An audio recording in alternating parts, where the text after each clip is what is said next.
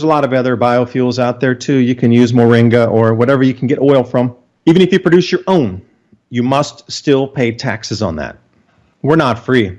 Adapt 2030 Mini Ice Age Conversations covers changes in our climate due to a new and intensifying grand solar minimum. In the media, overlooking, downplaying, or burying cold weather changes occurring on our planet. This is in order to keep the global warming agenda steaming full speed ahead.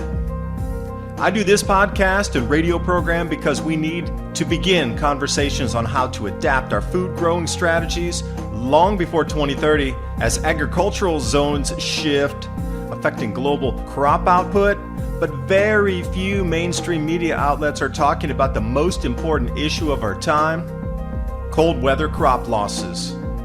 Our sun is going through a 400-year cycle, which has effects on our weather patterns as our magnetosphere weakens and the jet streams go out of flow. It's not CO2, it's not you, it's the sun.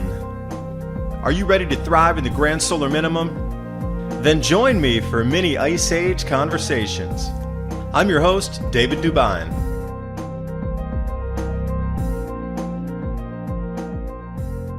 And I do welcome you this evening, this morning, or this afternoon, wherever you are on this planet. I am so grateful you're joining me today. Thank you for listening. The IPCC now calling to dismantle capitalism to save the planet from runaway warming. Facebook purchased 800 accounts with millions of followers. Stocks are crashing. Isn't that convenient? Snowstorms in the American mountains termed the American snow globe. It's a couple of ideas to run through today.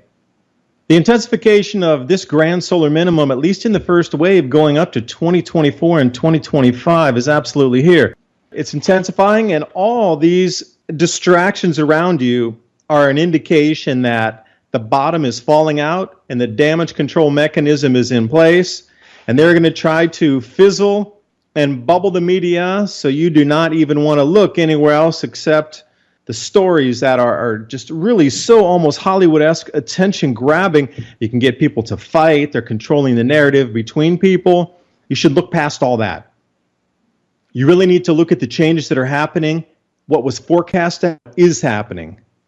The intensification over these last, as I called, from July to December is going to be so stark and so ferocious that it should start to wake people up. And as we progress through 2019 to 2020, your reality is actually going to break, because the weather that we're going to experience in the climate and the shifts is going to be so out of bounds. Everything's a 200-year, everything's a 400-year storm that, well, you might just start to question this IPCC narrative, which, by the way, they're calling for socialism/communism as a way to dismantle capitalism because we need to save the planet from runaway global warming. They're still calling a 1.5 degrees C rise in the next 80 years. But they were saying that since the 1980s. A lot of people using Facebook, a lot of people using social media. It's going to be going something like this. This is my own opinion on how it's going to play out. I've said the same thing for a couple of years. That as we get closer to these crop losses where it really affects your life, where prices are going to go up 50% or even double, at that point they're really going to need to start to taking away voices in the social media that can explain to you what's going on and really why all these things are happening. And this episode's brought to you by TrueLeafMarket.com. Heirloom and organic seeds since 1974. Full range of garden seeds, microgreen seeds, sprouting seeds, wheatgrass, grain seeds, flower seeds, herb seeds, and ground cover crop. I encourage you to take a look at their website, TrueLeafMarket.com, and they even have free starter guides there for you to learn how to grow sprouts, microgreens, herbs, and wheatgrass.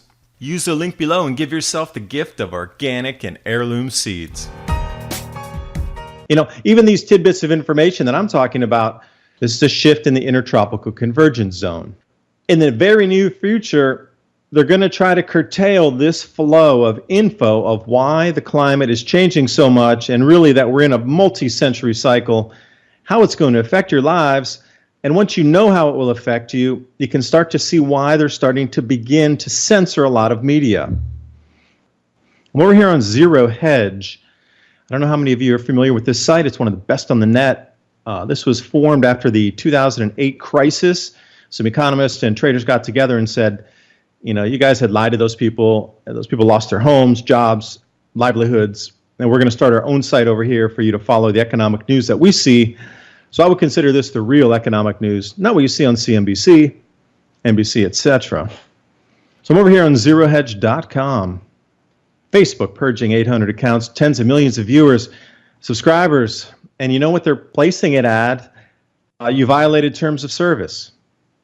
Now, I don't understand what this is all about. These pages have been up for 5-6 years, since day one.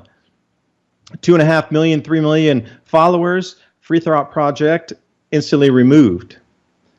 And there's a list, and it does go on and on and on. 5 years of building fans, millions of followers, and then for some reason, all of them erased overnight while they slept. Now, this occurred, you know, probably 2 or 3 a.m., so people wouldn't get together instantly when they saw their accounts go down.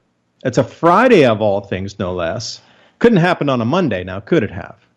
Had to wait until the weekend, so a lot of businesses are closed. Sorry you can't call. Sorry we can't follow up until next week. So we take a look here at the rundown. Dan Dix, PFT, Press for Truth. And as I was reading the list, I was shocked because I've done an interview with a couple people who were banned here, so that makes me think just a little bit about right-wing news. And Michael DePinto, he and I talked about how the economy is going to crash about a year before the food shortages start, because if they can crash the economy, they can prevent mass movement of population around the planet. This winter is going to be so severe that I do believe a power grid is going to go down somewhere in the Northern Hemisphere, especially maybe in North America. And I also believe that a city is going to be locked in, as it was in the blizzard conditions of nonstop snow, tens of feet of snow like Buffalo experienced in the 1970s. These are two of my calls for this year: power grid down and city blockaded due to too much snow. As these events begin to unfurl and happen, people are going to start to put 2 and 2 together as we move forward into 2019, 2020. A lot of people that are either single or, you know, just a couple married without children, they'll be able to move with their resources. They have money. They can just pull it out of the bank. They can cash in their stocks, bonds, sell their house, whatever, and then just move to a different place. And as I've said, that's fine for now. But governments are going to start limiting migration across the planet as too many people tidal wave into these warmer climates. People who have a big enough following that they could say something alternative to what you're seeing in the corporate mainstream media. You know, somebody with 1 million followers, those people follow that person because they believe the person's fact so much that they take the time to follow, they take the time to come back to the site, they take the time to watch the videos because they believe that person so much that they're a fan, compared to if you see a talking head on a corporate media program. I know people love their favorite personality on NBC, CBS, NBC, whatever it is. I should say the closeness of the relationship and the trust built in to a social media personality that pervades whatever message it is. It could be anything. Whatever it is, they have a tighter connection to that person than just random somebody on a network TV show. You can actually write them. Sometimes they write you back. So think about anybody who had 1 million followers, 500,000 followers on YouTube. They have a pretty good presence inside Facebook. I didn't work on Facebook for quite some time until just last year, and then I have somebody to run that social media for me. And I've only been able to grow it to about 5,000 followers after this last 8 months of having somebody post continually up there. So when I see somebody with 2.1 million followers, 3.1 million followers, I'm thinking, man, they have a huge reach. Because I only have 65,000 subscribers on my YouTube channel, and I only have 5,000 following on YouTube, a couple thousand on Twitter. But still, the message I purvey out gets out because people share it. These people are going to have a lot of sway into the incredible fake news that the mainstream media is running. If you really believe that it's not an all-out effort to sway the opinion, I'm sorry, you're not in reality. They're trying to remove all types of voices, which is kind of scary because, you know, Lenin, I'm going to quote loosely here, socialism is to usher in communism. And what we're seeing right now is a full-on push to move into socialism in the United States. And I'm talking about little brown shirts, shock troops, which are the students, which we saw over in China. And, I don't talk about my past too much. I told you I was a coffee buyer in Myanmar, and that's the reason I started my Adapt 2030 YouTube channel, because I saw the changes of cold weather damage to the coffee crops in Burma. It's not a mid-latitude location, it's tropical. And when we started losing coffee plantings down there and talking to the coffee farmers, well, not the farms, they said it was a 30 in a row cold damage. So I started looking into it. We were trying to forecast out 5 years to see if we could expand our allocation. Could we prepay for more plantings? It's the way they do it. If you want to put out new production, you generally need to at least pay for the seeds, the labor for them to get it into the nursery out there, grow those plants out to about a foot, and then, have somebody pay to put them out, plant the acreage. It's not like you just call a coffee farm and say, hey, we want 20 new acres for us, okay, thanks, we'll pick it up when it's ready. No, it doesn't work that way. You need to pay for that. Same with the honey in Myanmar. If you want to have honey production, and you want to get in, extra 5 or 10 tons of honey, you need to pay for them to build the bee boxes and then put them out. After it's harvest, then you chop off the cost of the initial investment. That's how it works down there. And with that said, I worked in China for several years. I was a factory acquisition agent. That was my first job in Asia. I went to university in China to learn Mandarin Chinese to work because I saw the whole progression of the economy out east, out to Asia. When I lived there, I got a real good introduction to how the Cultural Revolution worked, how they used the students to enforce the rules from above. And there was really no, shall we say, one single finger that could be pointed to, because Mao kept himself off to the sideline, as in, I'm not the one making the students do all this. His wife was, the Gang of Four was, that was four of these other high-level politicians.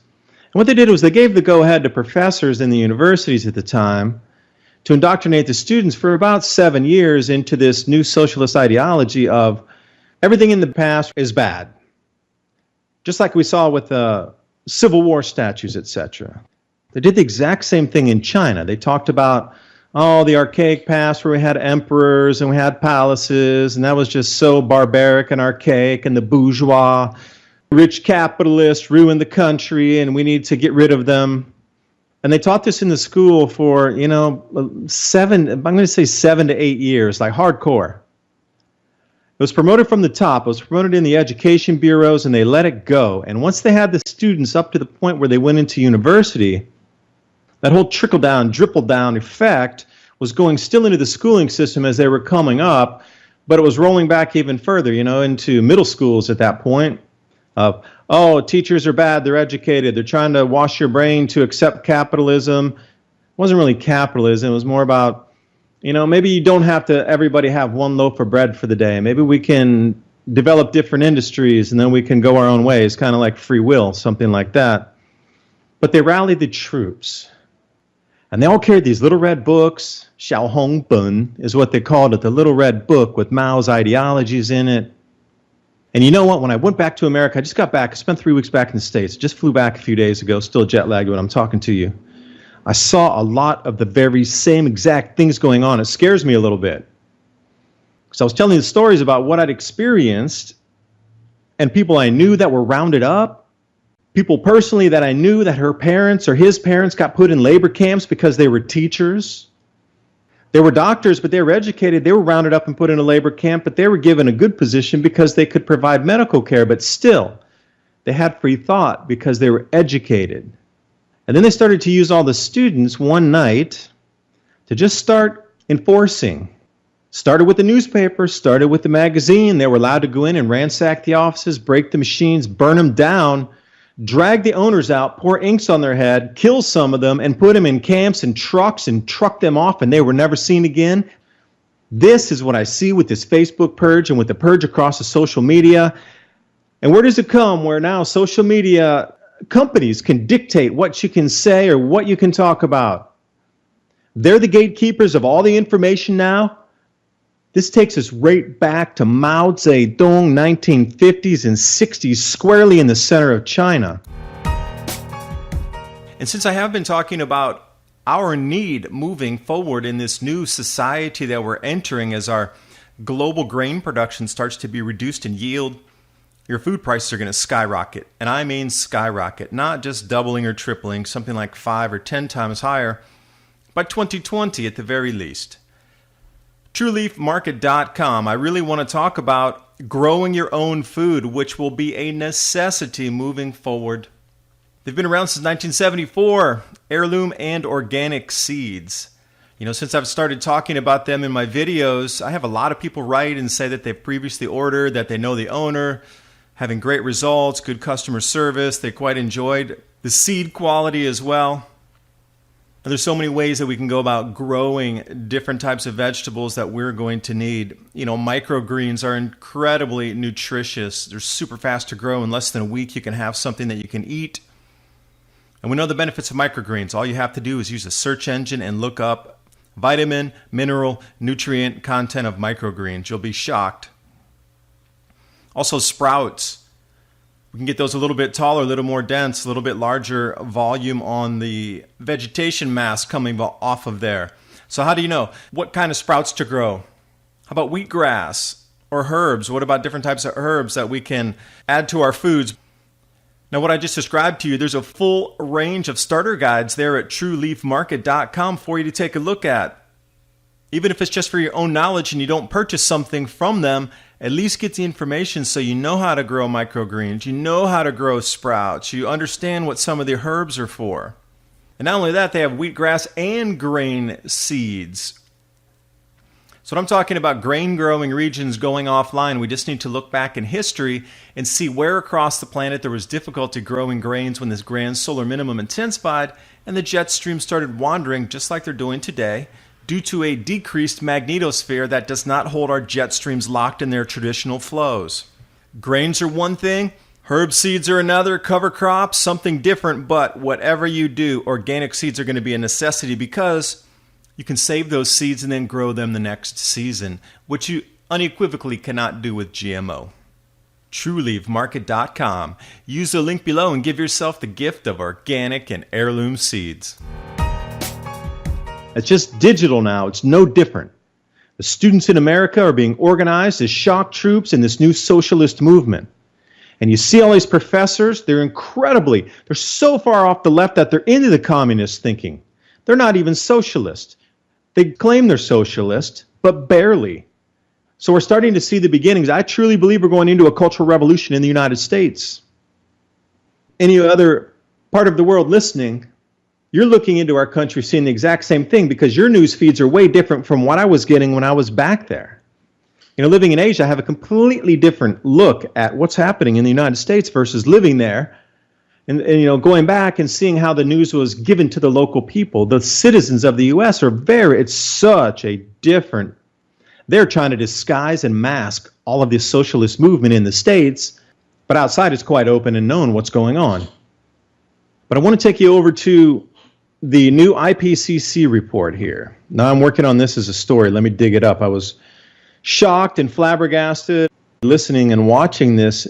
What they're really talking about here in the new IPCC report is dismantling capitalism to try to protect the planet. Again, this goes back into the shock troops of having the students mobilize across the planet to usher in and do the arrests. That way there's nobody in power that's culpable. Oh, it was a student movement that got out of control. Sure it was. Oh, we couldn't rein in the students. There's too many of them. There's tens of millions of students across the U.S. Have you seen the run-up what all these professors are letting go in the classrooms? If you've even been sort of paying attention, you know what's happening in the universities across the United States. Now here's Eric Holthaus. He's used to write for the Wall Street Journal, and he's a climate guy now. He does a show. He's a climate forecaster, and he's got his own television program, local station. And he's tweeting out here, if you're wondering what you can do about climate change, rigorous backing has just been given to systematically dismantle capitalism. I mean, if you're looking for something to do, he gets a venue on Facebook and Twitter, yet the other guys with conservative messages are shut down. That makes no sense. He's supporting full-on return to communism from capitalism, and he's given a full voice. Excellent.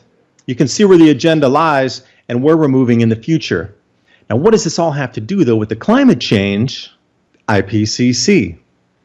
Now, where does this politics and return back to communism, how did that suddenly get into the new IPCC report? This is in Chapter 4 of the final government draft, SR 1.5 IPCC, Chapter 4. This is for this year that would be coming out. Now, they also talked a little bit about cooling as well. They talked about global cooling on the way due to too much CO2, causing more clouds and then causing more snow. It's in the new IPCC report. They're talking about cooling. You should be watching out. Al Gore told us we'd never know what snow was again. They told us in the beginning we would boil like frogs slowly. We would never know what snow was. And here they've reversed themselves 180 completely as we get into the American snow globe. There is so much record snow. British Columbia breaking records back 40 years, cold and snow. Western part of the United States, Rocky Mountain areas, completely blanketed, record snows. Ski resorts are opening early. And they were telling us we would never see snow again. I want to come to this one chapter here. I think it's incredibly important for what's going on and how they're going to try to control the narrative. And if you question anything, they're going to try to control you. They've been following the social media quite closely. They have lists of people who frequently comment on boards. They have been, social engineering you to come for you when the time is right. And if you think I'm insane and I'm some conspiracy theorist, this is now all open record on what they're planning. It's just now in play because Facebook did the first purge. Those are the first tier voices. What happens to second tier voices? Third tier voices? What happens if you start to communicate outside these venues and you get a big following again? The students are aware who these larger people are, who they communicate with in their local communities. It's broken down by city, and they're going to be coming out. And the nail on the top is the IPCC is now fully with the United Nations pushing that this is an okay thing to purge people because they're using too many resources and they will not be re-educated to use less resources. In the beginning, it says a climate-friendly allocation of public investments and a redirection of wealth of 5 to 10% of annual capital revenues is necessary to build a climate-resilient infrastructure. It continues on. After that, it's going to require an evolution of global and national financial systems. How are they going to facilitate this? They're going to limit your access to capital. They're going to redirect capital away from potential stranded assets. They're going to institute, or they're trying to, and I kid you not, here we go, $240 US per gallon gasoline tax. And you think I'm kidding? Now, China's skyrocketing coal power. I mean, they're using so much coal up there, using what? 2,000 million tons, 2 billion tons a year, and the United States is at 500 million. Yet they're telling the United States citizens that they can't have energy anymore. And if you don't kowtow to their demands, that they will summarily remove you from the sphere of your consumption. It's kind of gnarly and scary what they're talking about here. What do you think that would do to the global economy if they do institute even, okay, let's say half of that, $110 or $120 US gallon tax for fuel? There would be zero commerce. Zero. People would create their own biofuels, but then of course the government would step in and say, you can't create your own fuel. Unbeknownst to myself, until I really started to look into making some biofuel and helping others and watching the process and getting my feet wet. If you make over a certain amount, 100 gallons in the US, you then have to pay the United States government 25 to 50 cents, depending on which state you're in, and then you have to pay another 48 cents to the local governments, again, depending on what state you're in. This is for Tennessee. So even if you make your own fuel, you're still going to have to pay over $1 in taxes back to the government and the local, state, and the federal government just for producing your own fuel that you grow your own, say, corn or soybean on your own property. There's a lot of other biofuels out there too. You can use moringa or whatever you can get oil from. Even if you produce your own, you must still pay taxes on that. We're not free. So as I've been saying, as we move down the road of intense losses in the crops, the stranglehold of what you're seeing in the social media and the way to communicate between people is going to continue to be further strangleholded, if that's a proper word, because they will not want you truly purveying the truth of why this is happening. They're going to continue to try to push this IPCC reversal to communism/socialism, reduction in population, re-education fiasco, because the weather is absolutely going to fall out, and it is falling out at the moment across the planet. If you have not seen the changes that are upon us, it is happening everywhere, exponentially, all at the same time. Now, this was, predicted with Valentina Zarkova, Popov, Shepard, and Zarkov's work, along with John Casey and so many others. Dr. Abu Zamatov from the Pulkovo Observatory, Rolf Wiche. The names just keep rolling off. They want to try to control the narrative of why it's happening. Because if they can say you're still responsible for it, even though it's a cycle in the sun, because people are going to get really scared. As soon as these weather changes amplify next year, you're going to see things we haven't seen in centuries, really centuries, if not millennia. And people are going to be very frightened as to what's going on. And this will be the IPCC's golden moment to snatch up and get the students to take action. And then we'll have a repeat of what we saw in the shock troop movement of the Cultural Revolution in China, using the students to enforce. They're going to try to control every excuse that's coming out of why this weather is changing. This video is brought to you by our friends at TrueLeafMarket.com. Heirloom and organic seeds for any grow zone on our planet.